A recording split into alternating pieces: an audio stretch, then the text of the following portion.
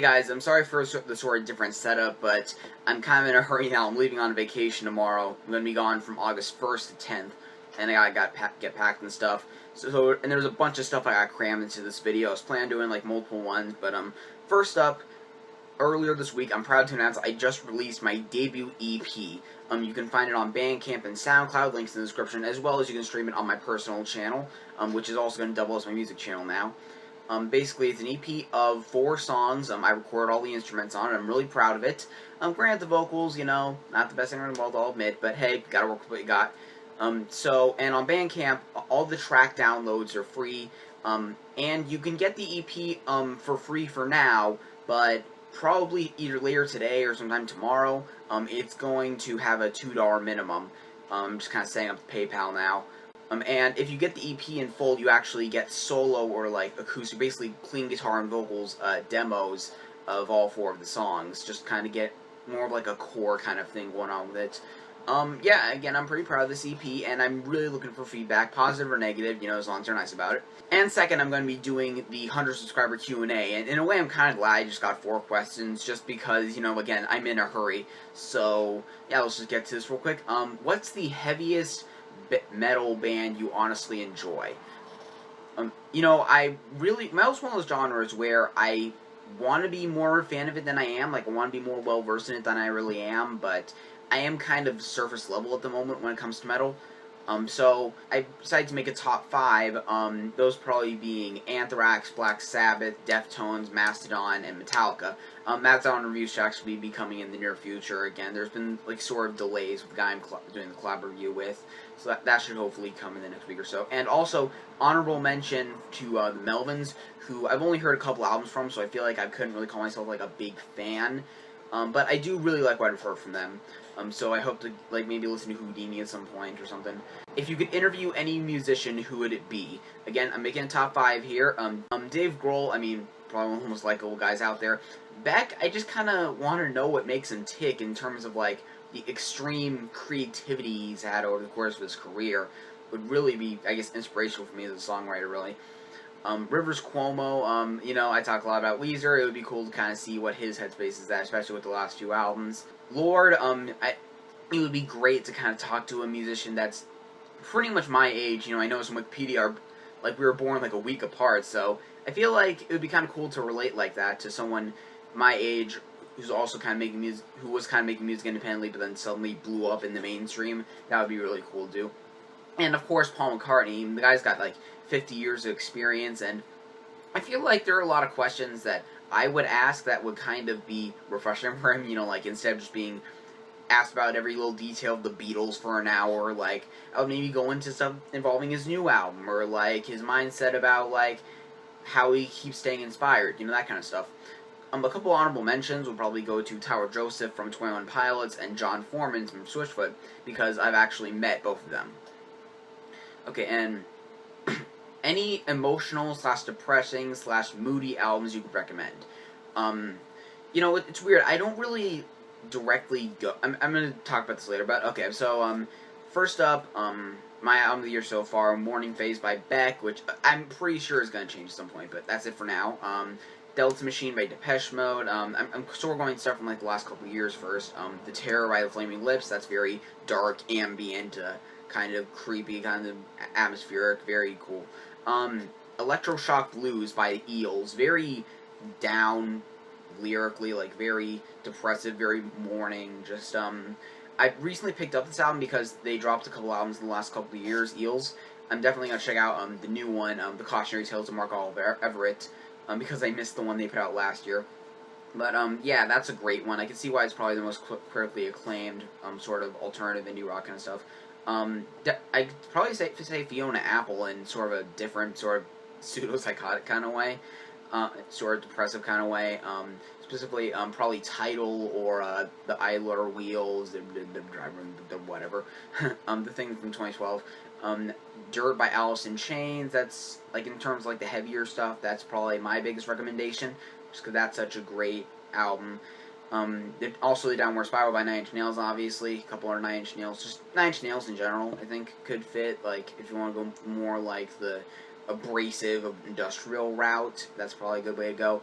Hazards of Love by the Decemberists. You know, this is one that I actually haven't listened to in full for a while, but I was like looking through my iTunes and I was like, oh yeah, that one gives me some feels sometimes. It's sort of like folk rock that kind of like follows like a storyline. It's very interesting and emotional and stuff. Definitely recommend getting that. In terms of more like emo stuff, but in more like the real emo kind of stuff. Clarity by Jimmy World, sort of a cult classic in their discography. And of course, the one's been so critically acclaimed from last year, The World's a Beautiful Place, I'm No Longer Afraid to Die, Whenever, If Ever. I feel terrible that it just missed my top 25 from last year, but it's still a very great album. I highly recommend that. Although, here's the thing. I feel like I'm kind of in the minority here, but I'm not really the kind of guy that changes what they're listening to based on their mood. Like, I don't know, I feel like a good way to get over, like, being sad or depressed or angry or something is just to, like, continue business as usual, and eventually it'll just kind of fade away. That's been my experience. Like, I couldn't imagine, like, after a bad breakup or something, I've never really been through something like that, or, like, a loved one dying, I wouldn't immediately want to jump into something sad and stuff. I would just, like, continue what I was listening to, and hopefully, you know, that will pass, I guess. I don't know, maybe that's just my little weird philosophy. And final question, what do you plan to do with this channel in the future if you keep this up? You know, as much as I love to say that, oh, it's gonna get bigger and more expansion and gonna keep pumping out videos all the time, realistically, I'm not sure, honestly, just because I'm gonna be, like, about a week after I get back, I'm gonna be starting my first year of college, and honestly, I don't know how busy I'm gonna be. Like, I mean, I'm already putting out videos, like, putting out a review, like, once a week, which, I mean, compared to other album review channels, isn't that much. So, I honestly don't know if I'm going to be able to keep this up, like, at least at the rate I am. Because, I mean, it's been the summer, I haven't had a job yet, so I've had a lot of free time, but that's going to change in the near future. And, I mean, my own music stuff, that might take over, like, or maybe, like, the job, if I get one. Like, it's very up in the air for now, and, I mean, maybe, let me know if you guys would be down for this. Maybe I could, like, put out, like, these little triple mini album reviews where I, like, cover 3 new albums in one video, just kind of briefly touching on each one, just so I guess don't have to put as much time into these, but I can still, you know, put my thoughts out there because I really enjoy doing that. Yeah, let me know what you guys think about that idea, because it's something that I have been considering if time comes where my plans just get too time-consuming, I guess. Like, you know, you gotta focus on priorities and stuff. So, yeah, thanks you guys for your questions, even though it's not that many, but, you know, I'm only at 100, so what more can you ask for? Next up, last night, and, you know, this shirt's probably not so much an indication, but, like, good idea of, like, the demographic, I saw Motley Crue and Alice Cooper, and that was, I decided to kind of touch on that. I was planning on doing, like, a full-on concert review, but, you know, I only got so much time before I gotta go, so, basically, Alice Cooper, you know, iconic, legendary musician.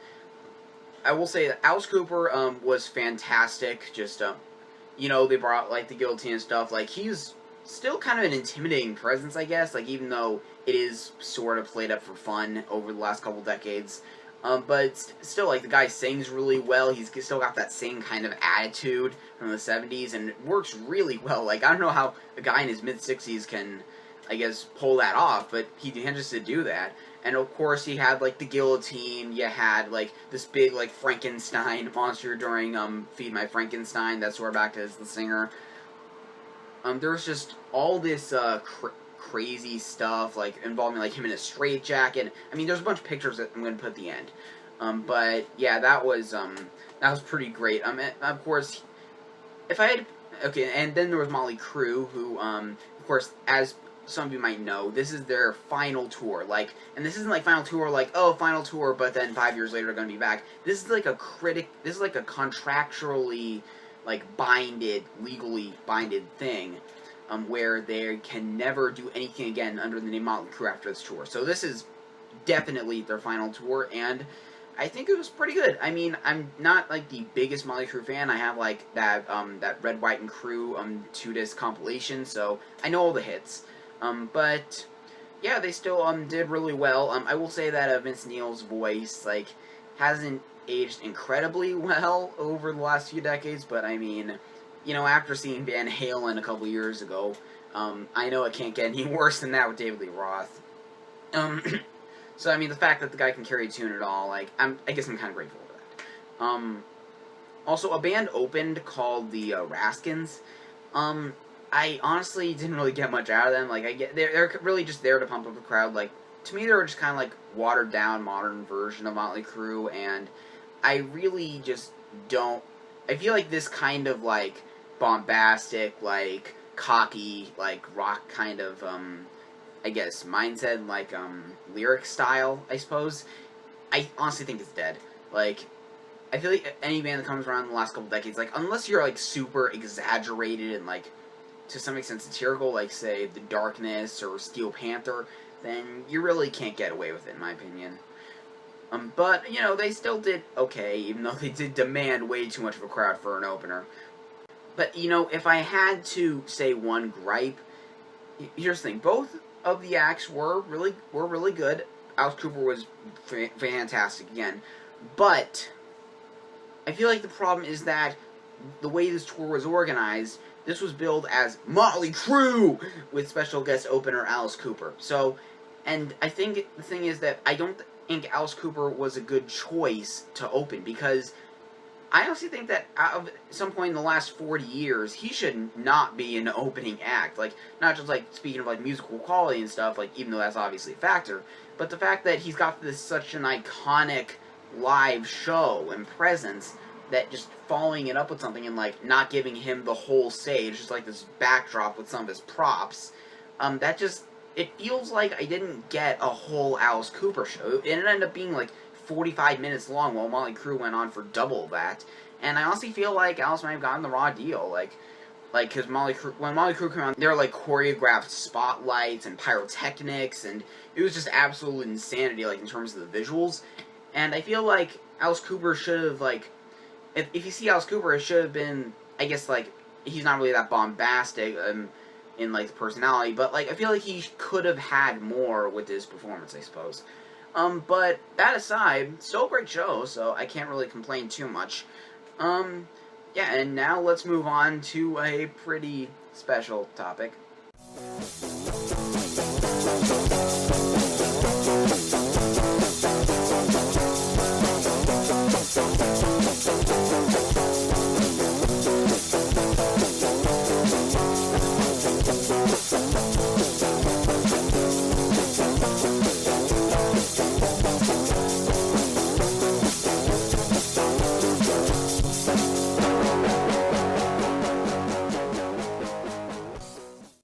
I went to Comic-Con. Yep, some of you know I live in San Diego, but I've taken this for granted my whole life and I've never actually gone down here for Comic-Con. So I figured I'd just, like, take a coaster and a trolley ride down there, like, a half hour away, and see what's up, you know, walk around the outside of it. And it was a really good time. Granted, it wasn't that eventful outside of it, outside of this great, like, Simpsons exhibit, and, of course, the Christian stuff going on the corners of the place. But, yeah, it was still pretty fun to, like, walk around and stuff. I got, like, pictures with a few cosplayers, including this amazing one. Yes! But definitely the highlight of the day came when I ran into these Legend of Zelda cosplayers, and that girl playing Navi, during, like, 10 minutes before it closed, I told her, like, what I was doing, and she gave me her one-day badge. So I was able to get in there for, like, 10-15 minutes, and I just ended up, like, running around, like looking at everything for 5 seconds, basically. I ended up getting an Adventure Time comic, which I haven't read yet, but I expect great things from. And yeah, it was just great to kind of be in there for a little bit. Yeah, I wish I had more to say, but yeah. That's my time at Comic-Con, and that's pretty much it for this video. I'm gonna be gone for a little bit, so yeah, bye.